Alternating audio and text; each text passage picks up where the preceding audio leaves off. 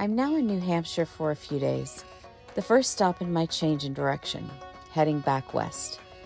I'm intrigued by the sensations this has stirred in me. I feel like I'm finally on track, which is strange because everything leading to now has been on track. I haven't not been doing what I intended to do, and even though there have been stumbles and hurdles to overcome along the way, I've been headed in the right direction. Interestingly, Steinbeck wrote of an encounter with a farmer in New Hampshire. He reflected on their discussion of people's opinions and how they hold them with certainty or not, and whether they are willing to share them or not. It was through this conversation that he came to the conclusion, as he writes, "I felt at last that my journey was started. I think I hadn't really believed in it before." I find myself with the same feeling as I have set camp in New Hampshire, though I have already been through Maine and am farther along the route than he was at that time. Yet the notion is the same. I don't think I really believed in my journey before now. I'm not sure why. It almost feels as though I entered some sort of vortex as I plowed through New England. It was new territory for me, but I don't think that is what fueled my uncertainty.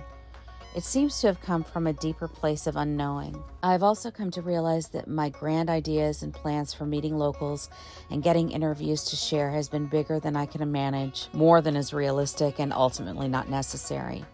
I considered Steinbeck's approach and then reconsidered mine. He tried to maintain a more ethnographic style where he observed and kept his engagement as anonymous as possible, so as not to overtly influence the experience of meeting America. It occurred to me that this is really all I need for what I really want to accomplish on the road. Organic encounters with locals will yield more insight than staged and formal interviews ever could. He writes, "I soon discovered that if a wayfaring stranger wishes to eavesdrop on a local population, the places for him to slip in and hold his peace are bars and churches. A good alternative is the roadside restaurant where men gather for breakfast before going to work or going hunting." I've found that campgrounds afford some of the same opportunities for gathering intel, as it were. As spring progresses into summer, I hope to be able to catch some county and state fairs, farmers markets, and festivals where I can absorb more of the local flavor. As this journey draws me down these roads, I see many similarities in my experience and Steinbeck's, despite the intervening 64 years. To see America and meet for the first time or get reacquainted with the various ingredients contributing to this melting pot. Our expectations mirror each other in a variety of ways.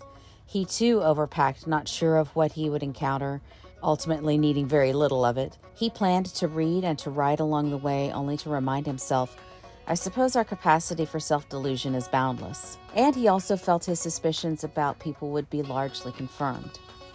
I will wait until I have completed my journey to say whether we came to the same conclusion.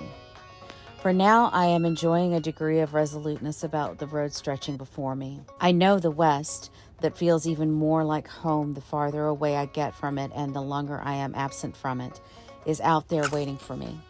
I am making my way toward it now, and that feels like progress.